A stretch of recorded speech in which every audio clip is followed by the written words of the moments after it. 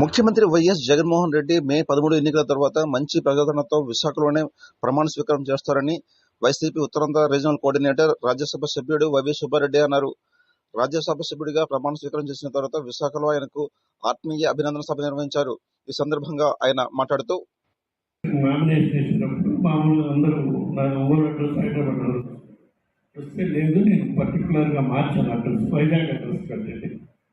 So that నాకు వచ్చే రాజ్యసభ నిధులు కూడా వైజాగ్లో ఖర్చు పెట్టడానికి లేకపోతే. అదే కాకుండా మా ముఖ్యమంత్రి గారు వైజాగ్ని ఎంతో సుందరమైన నగరంగా ఇంకా అభివృద్ధి చేసేదానికి కట్టుబడి ఉన్నారు. దానికి కూడా నా వంతు తప్పకుండా కృషి చేస్తాం. ఎందుకంటే ఇక్కడి నుంచి మా పరిపాలనా రాజధాని జరగబోతుంది. ప్రజల ఆశీస్సులతో రేపు మళ్ళా మే 13వ తారీఖు ఎలక్షన్ తర్వాత మళ్ళా మా ప్రభుత్వం వస్తే మా ముఖ్యమంత్రి గారు విశాఖపట్నం నుంచే ప్రమాణ స్వీకారం చేస్తాం కాబట్టి తప్పకుండా విశాఖపట్నం అభివృద్ధిలో